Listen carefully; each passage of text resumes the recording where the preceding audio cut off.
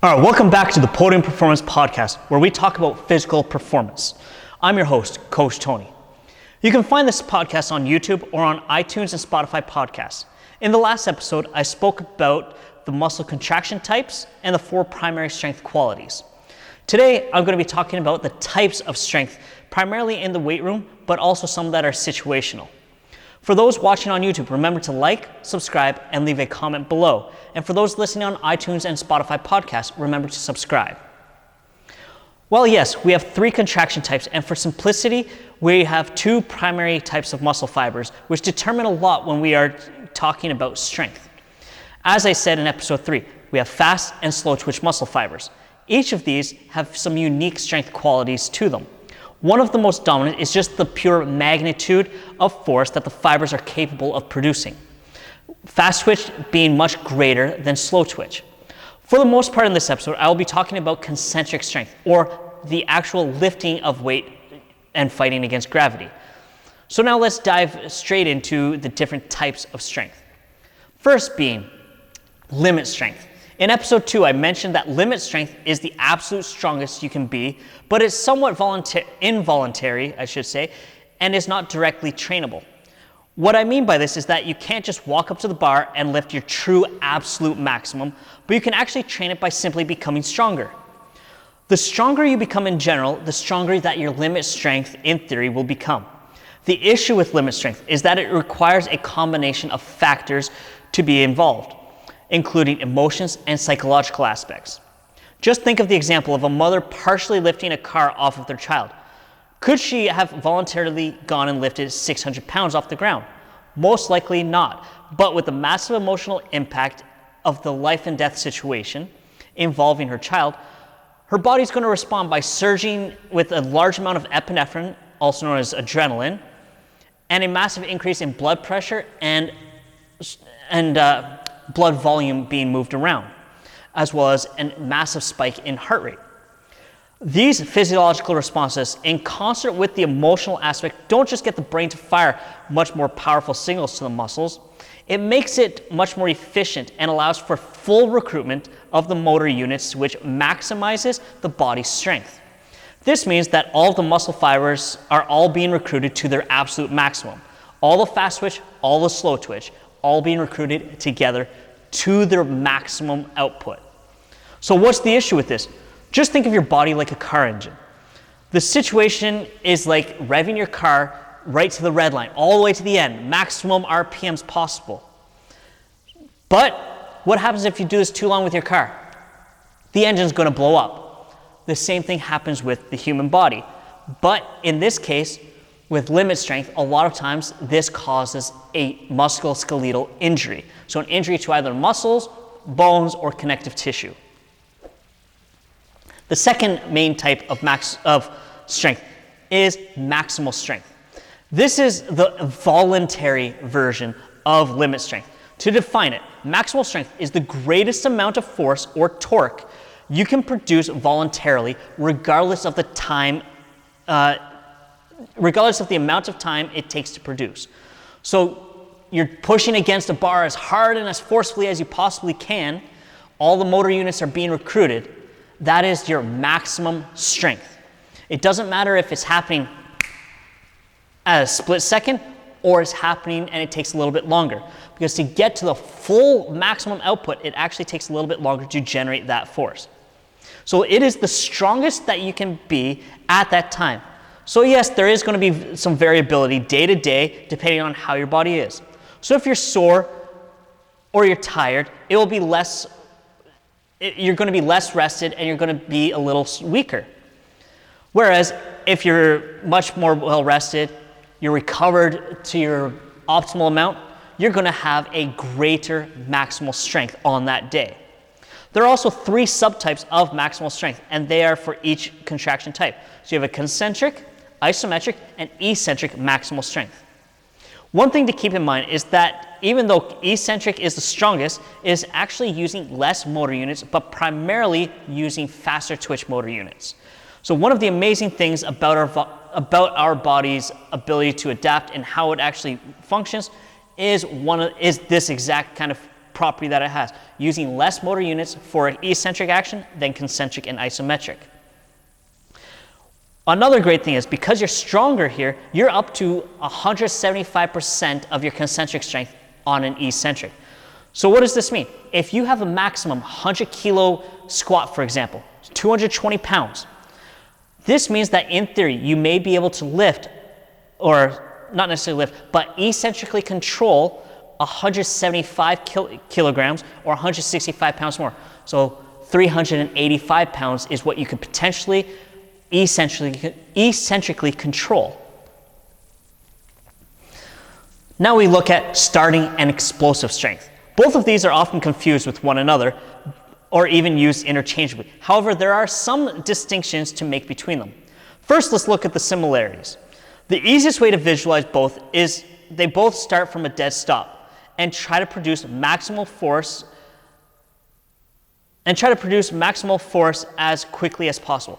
In the gym, just think of lifts like a deadlift, a snatch, pause lifts, medicine ball throws, or jumps. These both are typically viewed more in the sporting and real world, even more so than in the gym. Both of these strengths are also very dynamic in the real world. Now, what is the difference between the two? Starting strength is where you're dealing with overcoming a relatively light or low external resistance. So this would be something like you're throwing a punch, a jab, a hook, an uppercut, or you're swinging a racket, or even you're throwing a kick out there, or even kicking a ball, like a soccer ball or a football. So typically with starting strength, you'll be dealing with some of the much higher velocities that the body can produce, which means you need to have the ability to get maximum force production as quickly as possible. Explosive strength, on the other hand, is overcoming a high or heavy external resistance. This can be anything from heavy implements like a shot put or doing barbell work, but this can also mean that you're battling against an opponent or enemy in combat, trying to overpower them and their body weight. So stuff like wrestling, judo, jiu-jitsu, grappling, football, rugby, one-on-one physical combat are all going to fall under this. Many strongman events will also utilize explosive strength for maximum performance. For a more pragmatic use that we can relate to, think of when you're moving furniture around. This will actually draw upon the aspect of explosive strength to get that piece of furniture moving, whether it's lifting it up off the ground or you're pushing the couch around on the carpet, much harder than on bare floors. Next, we have reactive strength. The ability for the body to switch efficiently and quickly alternate from eccentric contraction, so lengthening, to the concentric contraction, so the shortening of the muscle, or what we in the sport world call the stretch shortening cycle. This is what we typically associate with a lot of sport performances, as it will impact not just strength, but also speed. This is the power of sport. Another aspect of it is being able to absorb external force, then flipping the switch and go the other way, lifting or moving it. Just think of some different sports like volleyball or handball. How would reactive strength have much to do with these? Well, in order to jump efficiently for a spike or a block in volleyball, you would have to come towards the launch point or the takeoff point. The body's going to coil up, you're going to bend at the knees and the hips, you're going to shrink down a little bit, and then you're going to quickly reverse direction, getting taller, exploding off the ground to jump. So your hips have to be able to absorb the energy of that bending down, same with the knees, and then you're going to flip the switch and go the other direction as quickly and as forcefully as possible. That is the reactiveness of reactive strength. The same is going to apply for a lot of the movements in handball. In North America, we call it European handball. The same type of action, you go towards the launch point, you somewhat coil up a little bit, then you explode to be able to get into the air with the most efficiency. The sport of weightlifting that consists of the snatch movement and then the clean and jerk also massively benefits from reactive strength. I just mentioned that absorbing external force is paramount in reactive strength. Well, in both of these lifts, you are in a way ripping a massive amount of weight off the ground and needing to drop under it and catch it. Then stand up with it in a locked out position. So having great reactive strength is drastically needed here. Collision sports like American football and rugby, especially linemen, are going to benefit from this strength quality. It's why weightlifting benefits these athletes so much beyond just the strength increases, but also the ability to absorb the contact or absorb the load of catching the weight.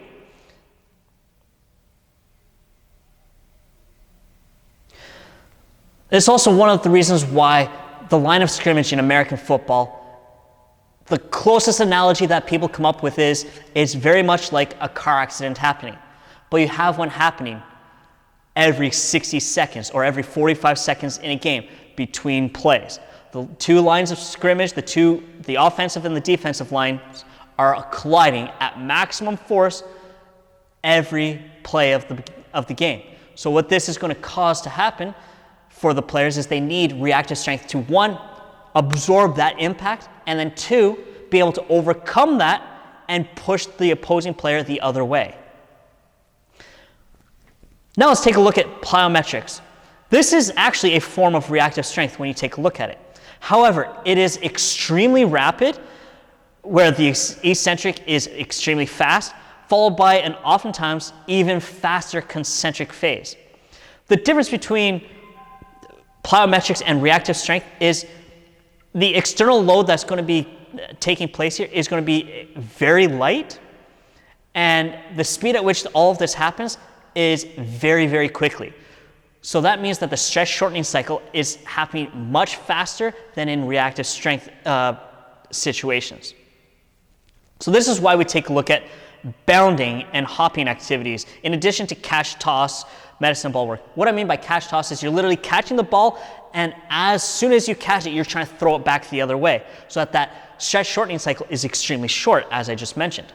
Plyos are often characterized by very fast contractions, but they also have extremely high force outputs. The simplest form of a plyometric that we can really think of is jogging and running, but bounding accentuates and exaggerates this movement. As well, one of the benefits to plyometrics, especially when you're looking at the running stuff in plyometrics, is the first several of them aren't going to be as efficient or as explosive or producing as much force as once you get going, because that stress shortening cycle works in an elastic quality. So as you get moving a little bit more and better, the elastic quality of the muscles and tendons are able to store more energy and then release it, so that each step gets bigger and faster. Now let's take a look at absolute strength, the maximum amount of force a person can generate regardless of their body weight. One of the things to keep in mind when it comes to absolute strength is that body size is going to come into effect and have a massive effect on the amount of force you can generate. The reason for this is that larger people are going to typically carry more muscle and body weight, giving them an innate ability to generate more force. One reason for this is the idea of having weight behind you. Just think about the collision that happens in a rugby scrum or football line of scrimmage. There's a reason that this is where the biggest people on the field are typically going to be associated with. The extra mass is an advantage. Adding extra strength behind this mass just amplifies that effect.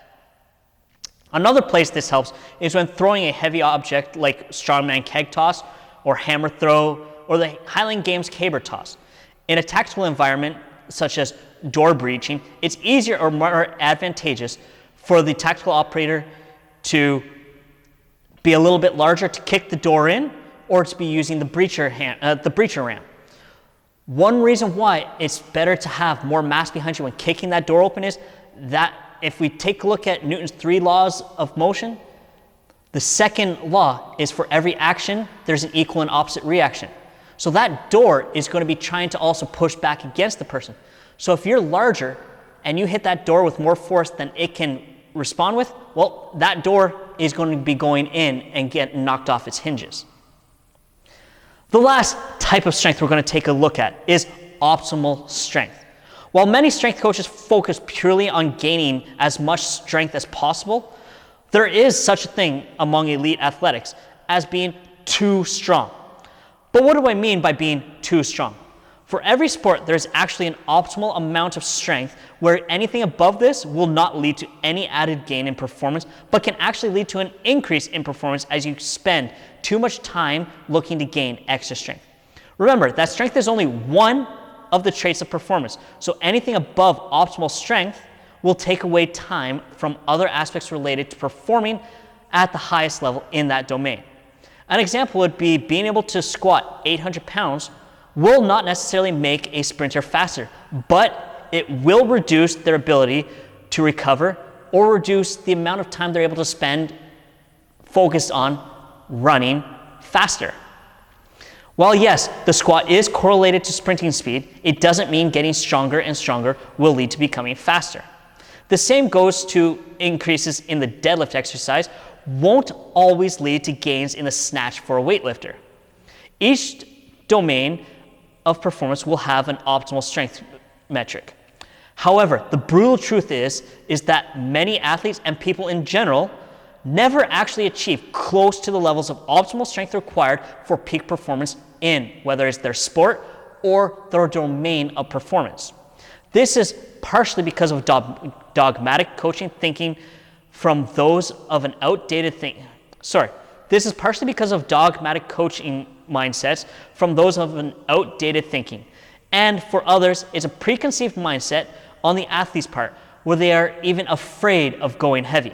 This extends to both men and women. We can't say that it's just one, because I've seen male athletes afraid to lift heavy, and I've seen female athletes with no fear whatsoever of lifting heavy. So we can't put the onus on one or the other. Optimal strength also is going to be task and even event specific. Take a look at gymnastics. On the men's side, being optimally strong for pommel horse is going to be different than for the high bar. And both of these are going to be different than from vault. On the women's side, having optimal strength is going to be different on their floor routine than it is on the balance beam. So every domain of performance is going to have different requirements for optimal strength. The only place where we really see getting stronger and stronger has the greatest impact on performance is the sport of powerlifting. That is where you just want to get stronger. But in other sports and other performance domains, this added time focused on getting stronger can take away from other aspects and other traits for performance. So thank you for listening. You can find me at Wrestling Performance on Instagram and www.wrestlingperformance.ca online. Remember to subscribe, and thank you for listening to the Podium Performance Podcast. Now, if you are on the hunt for a new high-quality protein and other supplements, you can use code RISLING10, that's RISLING 10, for 10% off with ATP Labs. Keep in mind that these first bunch of episodes are foundational info. In the next episode, I will define the trait of speed going beyond just the obvious.